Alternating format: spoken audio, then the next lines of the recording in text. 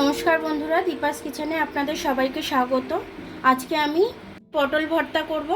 তার জন্য আমি চিংড়ি মাছ এখানে কটা নিয়ে নিয়েছি, এখানে কটা চিংড়ি মাছ নিয়ে নিয়েছি, এখানে কাঁচা লঙ্কা নিয়ে নিয়েছি, এখানে কটা রসুন নিয়ে নিয়েছি, এখানে পেঁয়াজ নিয়ে নিয়েছি, আর এখানে তিনটে শুকনো লঙ্কা নিয়ে নিয়েছি।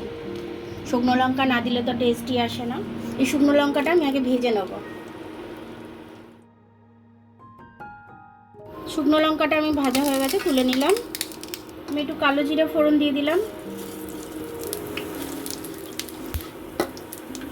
রসুনটা দিয়ে দিলাম, পেঁয়াজটা দিয়ে দিচ্ছি, কাঁচা লঙ্কাটাও দিয়ে দিলাম। হালকা করে ভেজে নেব। এর সাথে আমি পটলগুলো দিয়ে দেবো, পটলও একসাথে ভেজে নেব। আমি পটলটা দিয়ে দিলাম, এর মধ্যে একটু নুন দিয়ে দেবো।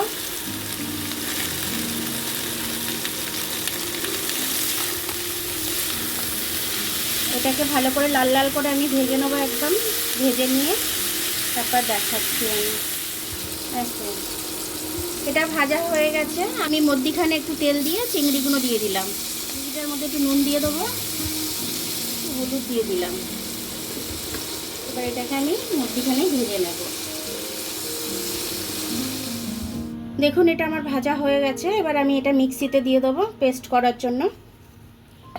আপনারা চাইলে শিলে করতে পারেন, আমি শিলে করতে পারি না, ওই কারণে আমি মিক্সিতে করছি।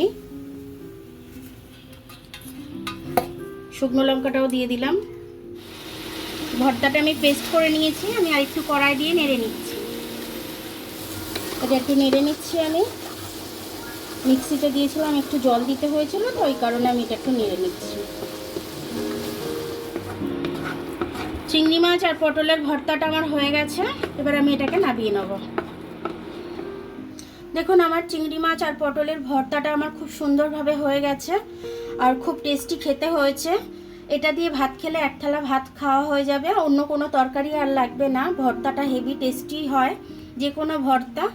তো আমার ভর্তাটা দেখার জন্য অনেক অনেক ধন্যবাদ। আমার ভিডিওটা যদি আপনাদের পছন্দ হয় তাহলে লাইক, সাবস্ক্রাইব, বেল আইকনটা একটু টিপে দেবেন। আর যদি ফেসবুক থেকে দেখেন তাহলে লাইক আর ফলোটা একটু করে দেবেন। আবার কাল দেখা হবে নতুন রেসিপির সাথে। ততক্ষণ আপনারা ভালো থাকবেন, আমি আসছি।